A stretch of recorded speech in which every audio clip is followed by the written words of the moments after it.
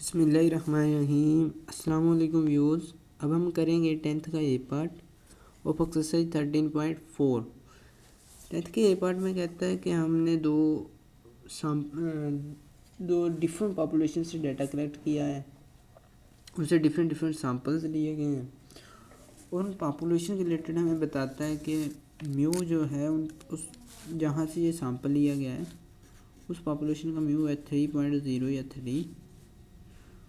वो population sigma या आप कह लें ये आपका सिग्मा 0.5 लिखेंगे, यहाँ ये 0.5 है। इसके बाद using this data solve the following problem दो आ रही हैं नीचे, वो बुक वाले के लिए नहीं, हमारे लिए प्रॉब्लम्स हैं दो। पहली प्रॉब्लम पहले सोल्व करेंगे। इसमें वो कहता है combine the data into one set and test the hypothesis this and this. कहता है कंबाइन कर लें इस डाटा को वन सेट में, ये दो सेट हैं ए एंड बी, इसको वन सेट में कंबाइन करके यानी कि वन सेट में जोड़ देना है और फिर फाइंड करना है म्यू इज इक्वल टू 3, जो हमें ऑलरेडी 3 दिया हुआ है यहाँ। एंड ईच वन आएगा हमारे पास mu is not equal to 3.0 लिख लें। अब आपने क्या करना है, इस डाटा को पहले तो हम जोड़ेंगे। जोड़ना इस तरह से है, ए और बी को एक साथ ही लिख लेना है, एक ही कॉलम यहाँ बना लेना है। इसे एक्स से डिनोट कर देना है आप लोगों ने, यहाँ लिखेंगे एक्स, ठीक है। ये सारा कॉलम यही बना लेंगे। ये आएगा आपके पास पहली वैल्यू 2.7, 3.9। इसके बाद आपने सारी ये वैल्यू यहाँ लिख लेनी। मैं पॉज करके लिखता हूँ। ये देखिए बच्चों, मैंने ये सारा डाटा लिख लिया है। ये यहाँ तक बन रहा था हमारे पास 3.1 तक, ठीक है। उसके बाद आगे वाला डाटा नेक्स्ट आपने स्टार्ट कर देना 2.4, 2.8 से 3.3 तक। ये सारा डाटा लिखने के बाद हमने यहाँ से कंबाइन मीन फाइंड करना है। कंबाइन मीन एक तो ये था, हम x1 इसे रख लेते या लिख लेते a और दूसरा b ही रखते और कंबाइन मीन फाइंड कर लेते थे। कंबाइन मीन कुछ इस तरह से बनना था, xc डाल देते हैं यहाँ पर और sigma x1 plus x sigma x2, कई बुक्स में मेरा ख्याल है इस तरह से भी किया होगा, n1 प्लस n2, तब भी वही आंसर आ जाना है। अगर आप इस फार्मूला से करें जिस तरह मैं कर रहा हूँ तब भी सेम आंसर आ जाएगा। आपने ये फार्मूला यूज़ करना है तो भी आप लोगों की मर्ज़ी है। अब इस सारे को कैलकुलेट करेंगे यहाँ पर और डिवाइड करना है n1 प्लस n2। n1 हमारे पास अगर ये वाला आप यूज़ करें, लेकिन मैंने ये वाला यूज़ करना है, sigma x divide by n आ जाएगा। ए की 10 वैल्यू है और बी की भी 10 है। सिग्मा x से देख लेते हैं, मैं पॉज करके कैलकुलेट कर दूँगा यहाँ और लिख दूँगा सिग्मा और ये x की वैल्यू यहाँ कैलकुलेट करता हूँ पॉज करके। ये देख मैंने सिग्मा की वैल्यू तो कैलकुलेट कर ली है। अब नेक्स्ट आ जाता हूँ यहाँ पर, सिग्मा x हमारे पास 61.4 डिवाइड बाई n जो कि 20 है। ये सारी वैल्यूज को कैलकुलेट करेंगे 20 हो जाएंगी और ये इसे 20 में डिवाइड करेंगे। आपने क्या करना है, 3 डिजिट तक कैलकुलेटर को फिक्स कर लेना है। मैं भी साथ साथ यहाँ कर लेता हूँ फिक्स, 3 डिजिट तक कर लिया मैंने। अगर आपने अभी तक नहीं किया तो 12.2 एक्सरसाइज देख लिया, इसका थर्ड का ए पार्ट। इसमें मैंने बताया हुआ कि किस तरह से आपने 12.2 किस तरह कैलकुलेटर को फिक्स करना है। इसके बाद इसको डिवाइड कर लेना है 20 पर। मैं लिखता हूँ 61.4 डिवाइड बाई 20, ये आ रहा है मेरे पास 3.070। मैंने कहा ये फार्मूला आप ये वाला भी यूज़ कर सकते हैं।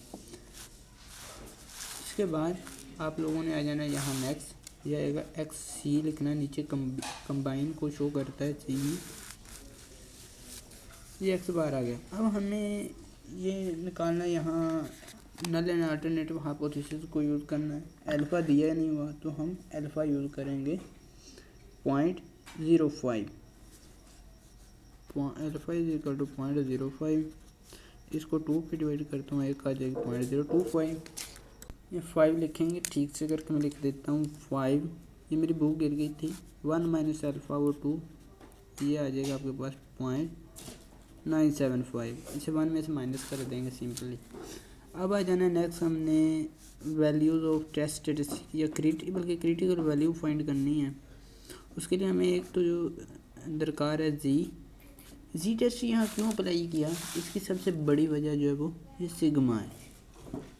ठीक है, जब पॉपुलेशन सिग्मा आ जाए तो हमने कोई भी दुनिया कंडीशन हो जाए, जब पॉपुलेशन की वैल्यूज़ आना स्टार्ट हो जाए जिस तरह सिग्मा आई है, तो हम जी टेस्ट अप्लाई करेंगे, बेशक n 30 से लेस हो या ग्रेटर हो, हमें हमेशा जो है जी टेस्ट अप्लाई करना है। 0.025 की एक आ जाएगी वैल्यू और दूसरी आ जाएगी 0.975 की।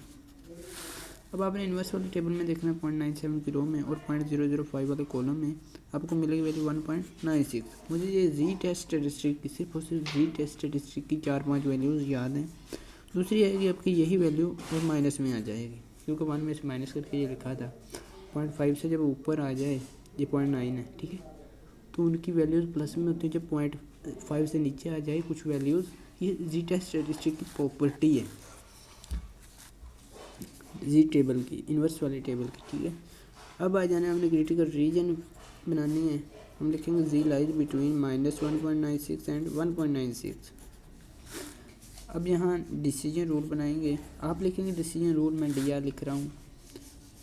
If G lies between -1.96 and 1.96 we shall reject H naught, otherwise we do not reject. आपने पूरी स्टेटमेंट ये यहाँ लिखनी है, otherwise we don't reject H naught लिखना है। ठीक है, आपने ये कंप्लीट लिखने के बाद यहाँ आ जाना है, हमने value of G test statistic use करनी निकालनी है, फाइंड आउट निकालनी है। ये हमने क्योंकि डाटा कंबाइन किया था, यह आएगी आपके पास x bar minus mu naught divide by sigma N divide by N square root. अब आ जाएंगे यहाँ पर हम कैलकुलेटर की स्क्रीन पर आ जाएंगे।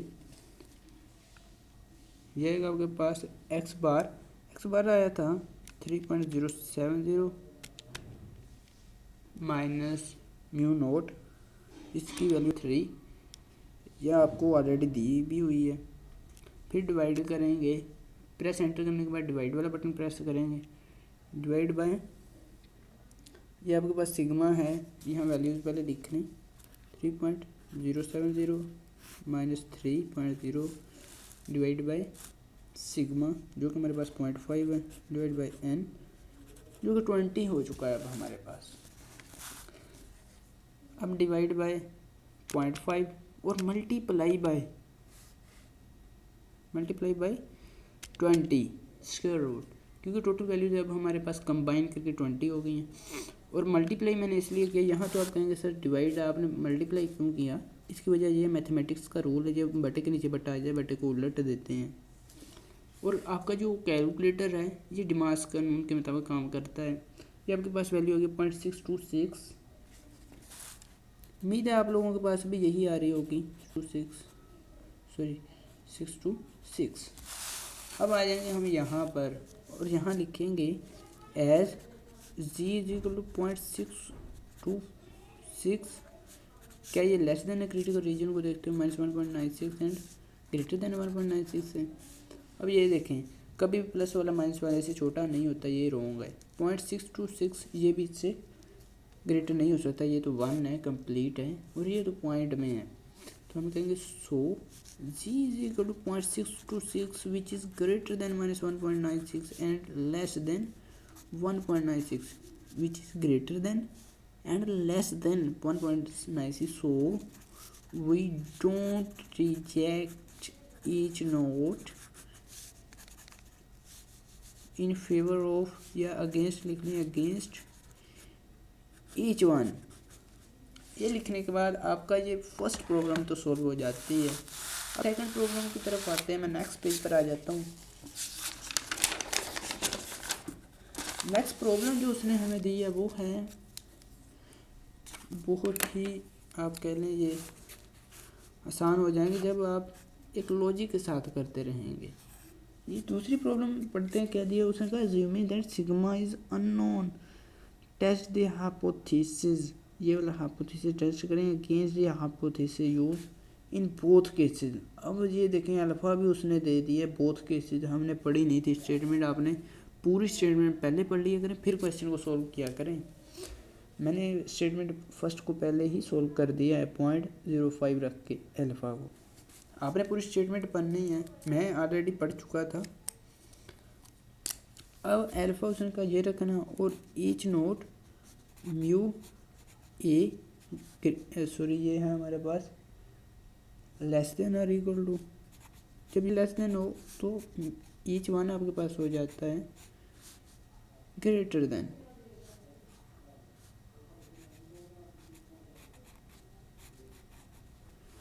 ये वाली वैल्यू ये हमारे पास नल एंड अल्टरनेटिव हाइपोथेसिस आ गए हैं। इनसे पहले हमने जो फाइंड करना है वो है पूल्ड स्टैंडर्ड डेविएशन। उसके लिए सबसे पहले तो हमें पूल्ड स्टैंडर्ड डेविएशन के लिए ये वैल्यूज फाइंड करना पड़ेंगी। वही पीछे आ जाते हैं यहाँ पर। इसके लिए हमें एक्स स्क्वायर का कॉलम बनाना पड़ेगा। आप 3 डिजिट तक कैलकुलेटर को फिक्स कर लें या 2 डिजिट तक, ये आप लोगों की मर्ज़ी है। मैं 3 डिजिट तक फिक्स करके इनके स्क्वायर फाइंड कर लेता हूँ कैलकुलेटर से। इन सारे के ये जो इस वाले के स्क्वायर यहाँ तक फाइंड करेंगे 3.1 तक, ये हमारे पास म्यू ए के होंगे। या आप ऐसा करें, इसे भी पढ़ें, नेक्स्ट पेज पर आ जाए। यहाँ पर आपने लिखना है ए की वैल्यूज़, यहाँ आ जाए ए की वैल्यूज़ लिखेंगे। यहाँ पर जाएगी x1 and x1 square calculate करना है x1।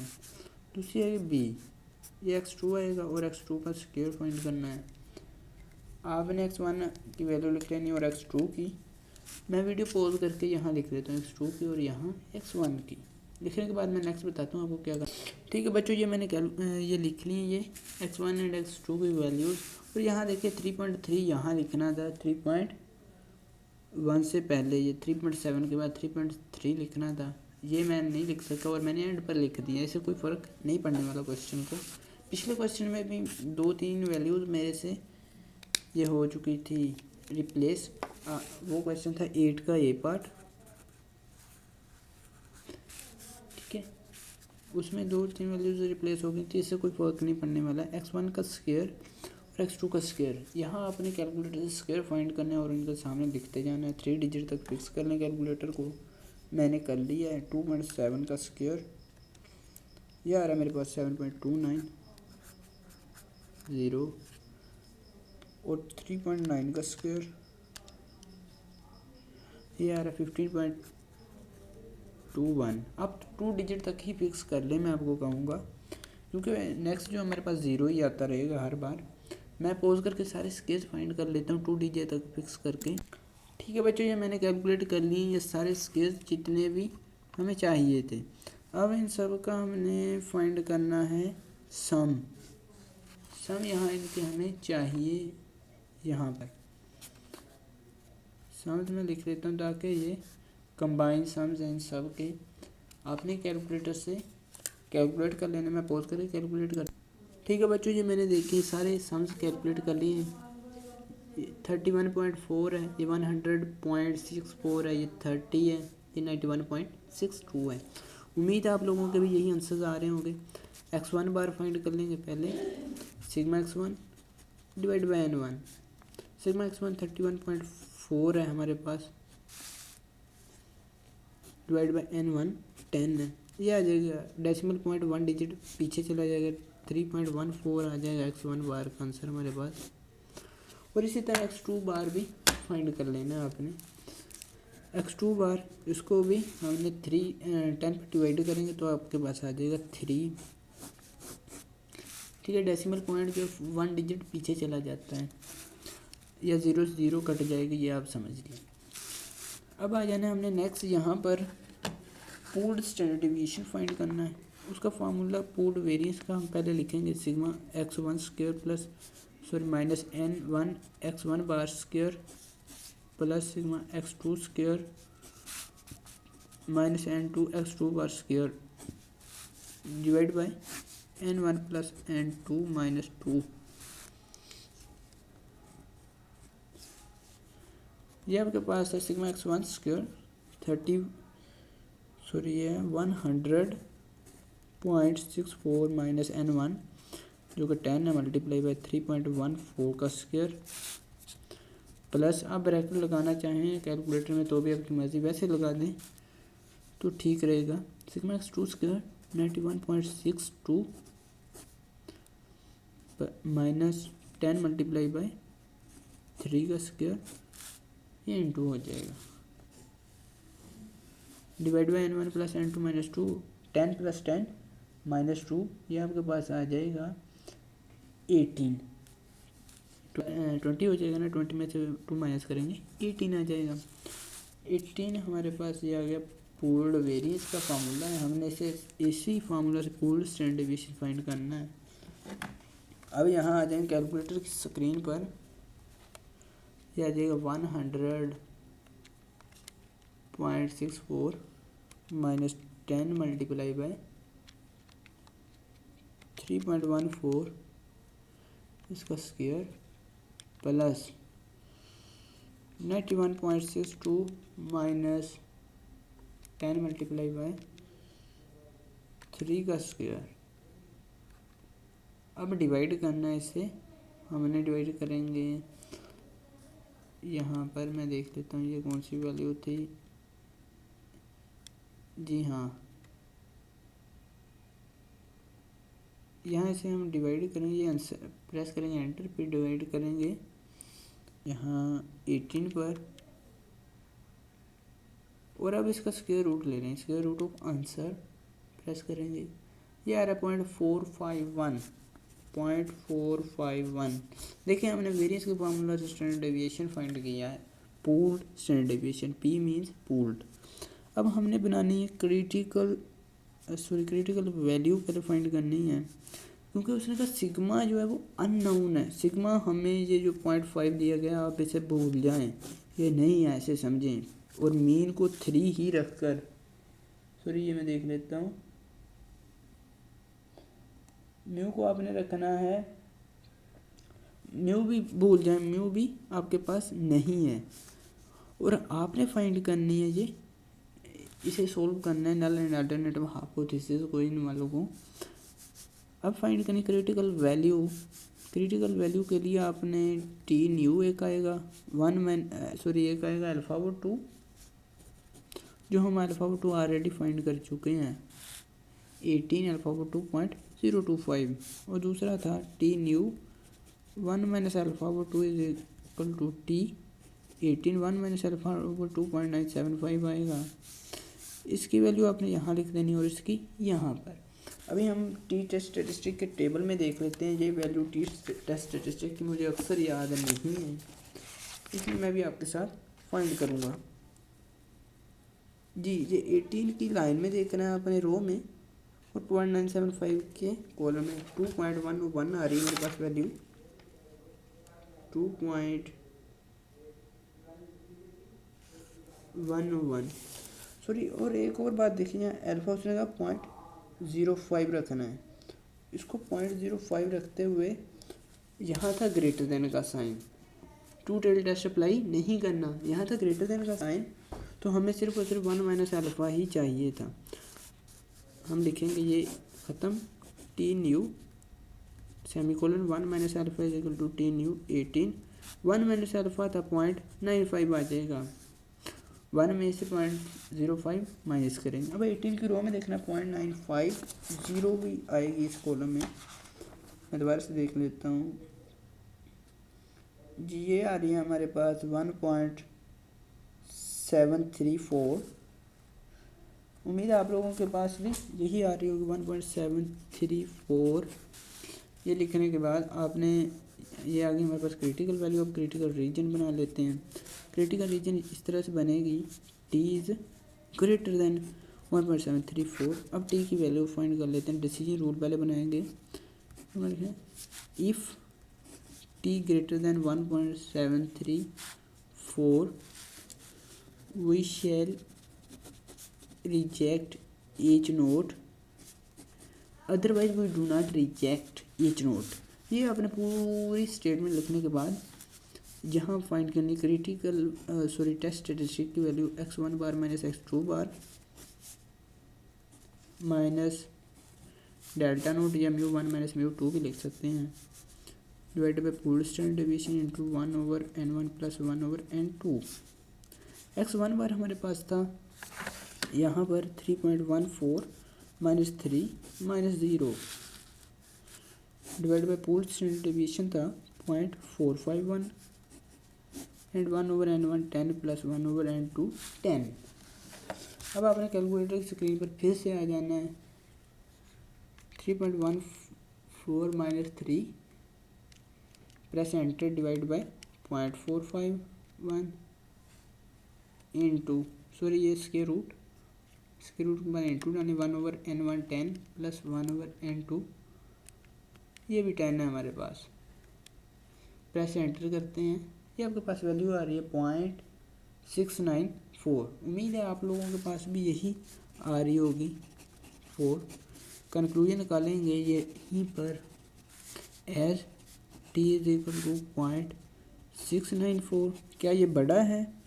क्रिटिकल रीजन को देखते हुए 1.734 से हम कहेंगे बिल्कुल नहीं, ये बड़ा नहीं है इस वाले से। हम लिखेंगे पहले तो लिखेंगे बड़ा नहीं है, t is equal to 0.694 which is less than 1.734। इसे आप इस तरह क्रॉस कर दें। We do not reject H naught. इसी के साथ वीडियो कैसी लगी कमेंट सेक्शन में बताइएगा। मिलेंगे नेक्स्ट वीडियो में एक नए टॉपिक के साथ। तब तक के लिए अपने होस्ट टेक्निकल प्रोफेसर को दीजिए इजाज़त। अल्लाह ने के बाद।